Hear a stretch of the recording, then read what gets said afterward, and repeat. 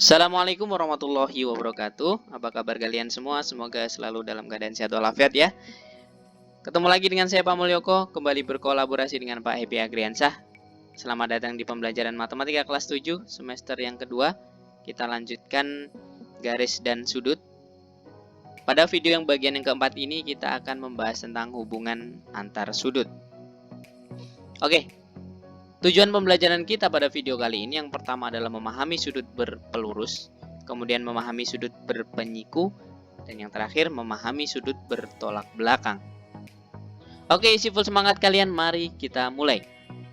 Yang pertama yang kita bahas dulu adalah sudut yang berpelurus. Sudut berpelurus itu apa sih?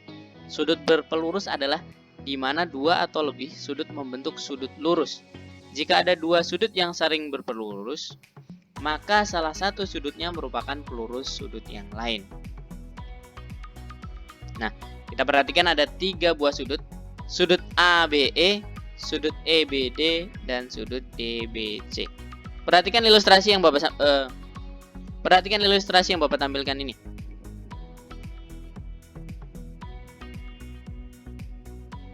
Ketiga sudut tadi, kalau kita gabungkan seperti ini, akan membentuk sudut lurus ya. ABE, EBD, dan DBC. Nah, ini kan membentuk sudut lurus, ini lurus ya. ABC lurus.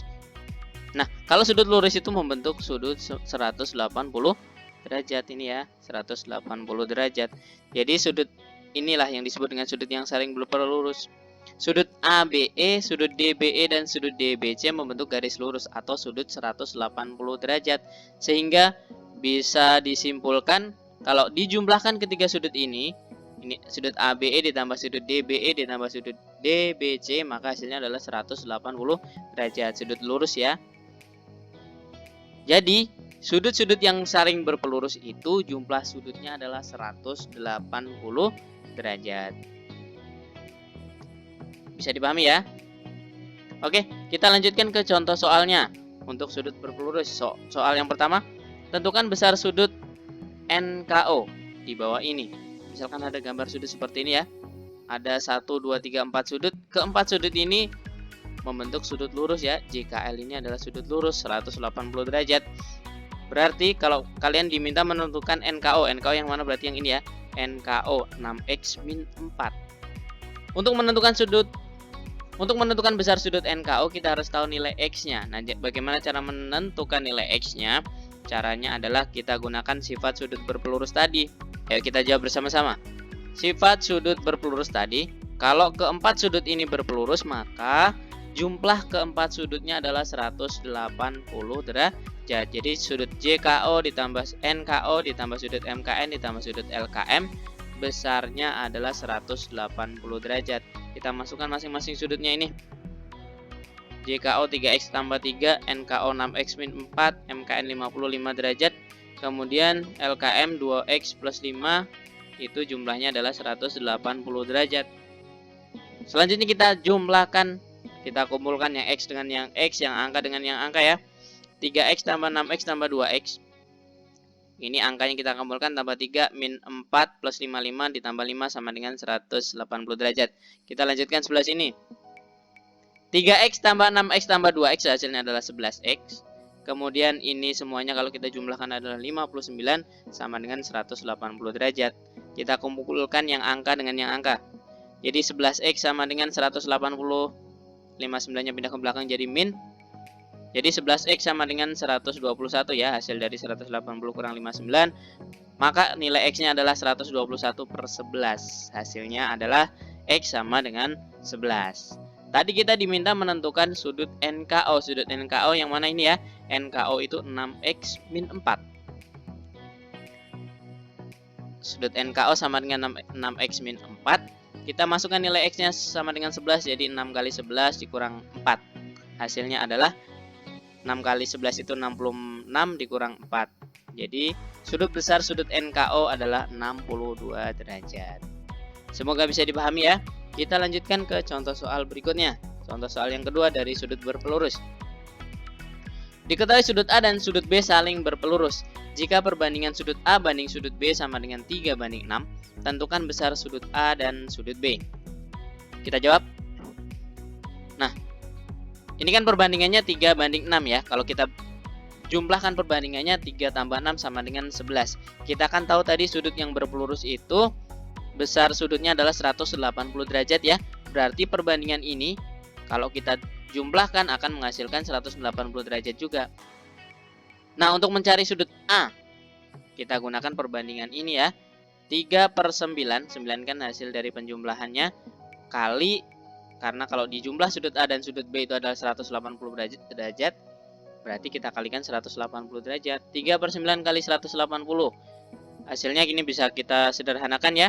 Kita coret-coret 1 dan 20, berarti 3 kali 20 hasilnya adalah 60 derajat. Untuk sudut A sama dengan 60 derajat. Kemudian kita hitung sudut B, kita gunakan perbandingan satunya, B kan 6 ya perbandingannya.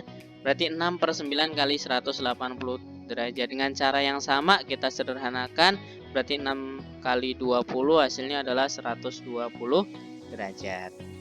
Jadi sudut A 60 derajat dan sudut B 120 derajat. Cara lainnya, sebenarnya kalau kalian sudah ketemu salah satu sudutnya, tinggal dikurangkan ya, 180 dikurang salah satu sudut yang ketemu itu. Misalkan tadi kalau mau mencari B, sebenarnya cara cepatnya adalah 180 dikurang 60 derajat.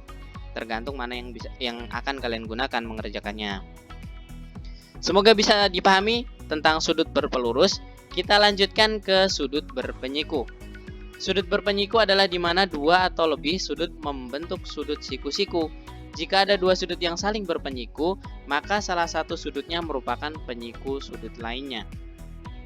Ini ada 3 buah sudut, RSV, VSU, dan UST. Kita lakukan simulasi seperti tadi. Kalau ketiga sudut ini kita gabungkan, maka hasilnya akan seperti ini.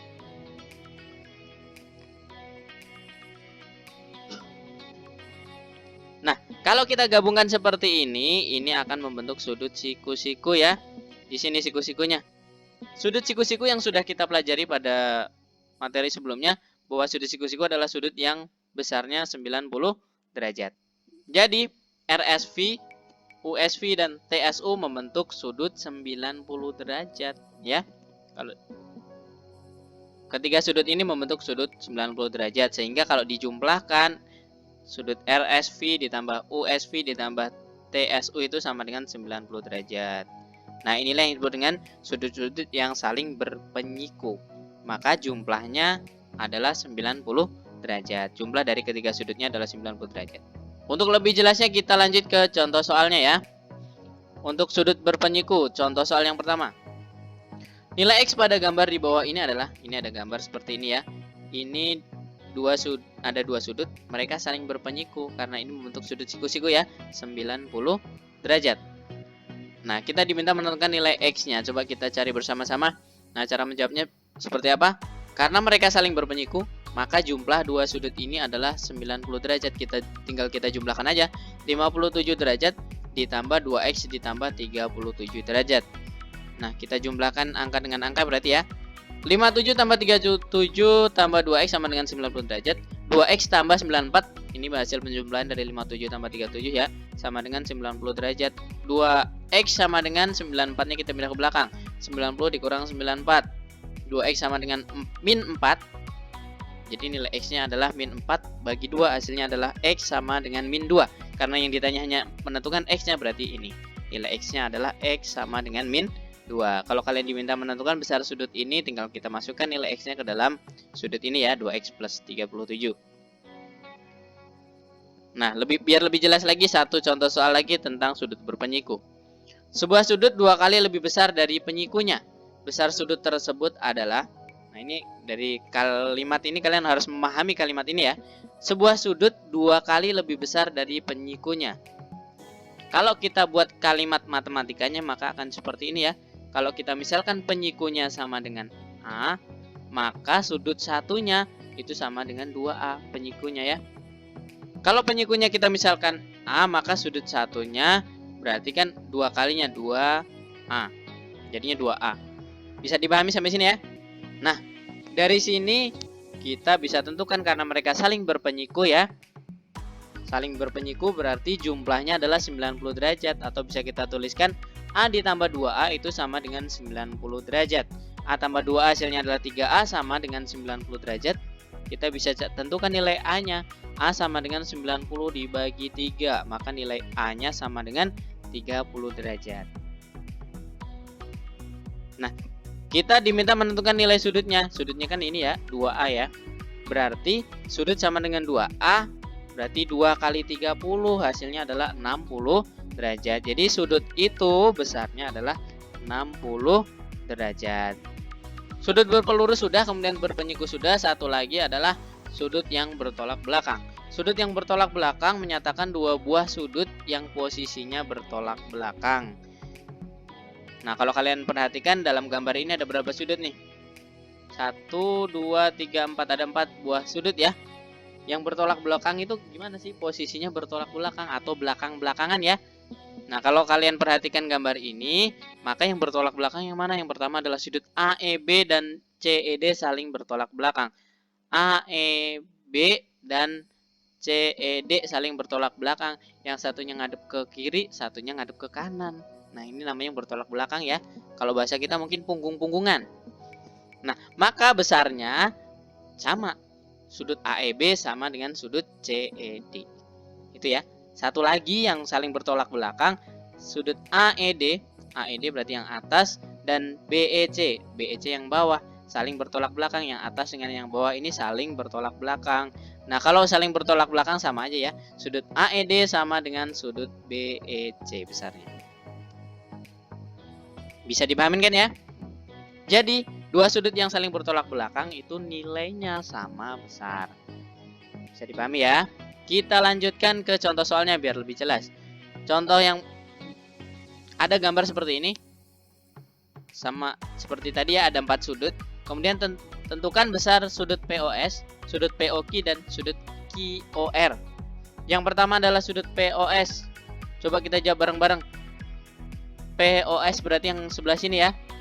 Nah, cara mencarinya bagaimana ini? Kita nggak tahu dia bertolak belakang atau enggak. Kalau kita yang sudah kita pelajari tadi, kita kan punya sudut berpelurus, sudut penyiku, dan juga bertolak belakang ya. Kalau kalian perhatikan POS yang baru diketahui kan ROS ya, ROS 118 derajat. Kalau kita menentukan ini, kalian perhatikan POR ini kan, ini sudut apa POR? POR adalah sudut lurus. Jadi untuk menentukan besar POS bisa kita gunakan ini, sifat berpelurus. Sudut POS berpelurus dengan sudut ROS. Jadi kalau dijumlahkan kedua sudut itu hasilnya adalah 180 derajat. POS ditambah ROS sama dengan 180 derajat. ROS-nya sudah diketahui ya.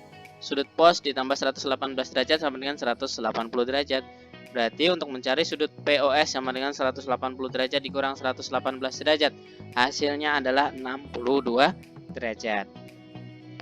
Jadi sudut POS besarnya 62 derajat. Selanjutnya, yang kedua, sudut POQ. Kita tahu ya, sudut POQ dia bertolak belakang dengan sudut ROS. Ini bertolak belakang, satu ngadep ke atas, satu ngadep ke bawah. Kalau bertolak belakang berarti besarnya sama. Berarti sudut POQ besarnya sama dengan sudut ROS, yaitu 118 derajat. Gitu ya. Yang ketiga sekarang, sudut QOR. QOR dia bertolak belakang dengan POS ya. Satu ngadep ke kiri, satu ngadep ke kanan. Karena bertolak belakang nilainya sama, QOR sama dengan POS. Maka besar sudut QOR sama dengan POS adalah 62 derajat. Sampai sini semoga bisa kalian pahami ya. Itu tadi penjelasan mengenai hubungan antar sudut. Ada sudut yang saling berpelurus, kemudian ada sudut yang saling berpenyiku, satu lagi sudut yang bertolak belakang. Beserta contoh soalnya sudah Bapak sampaikan semua. Apabila masih ada pertanyaan, bisa kalian tanyakan melalui kolom komentar ya. Terima kasih sudah menyimak video ini. Jangan lupa untuk like, share, dan juga subscribe channel Matu Zeva. Terima kasih. Wassalamualaikum warahmatullahi wabarakatuh.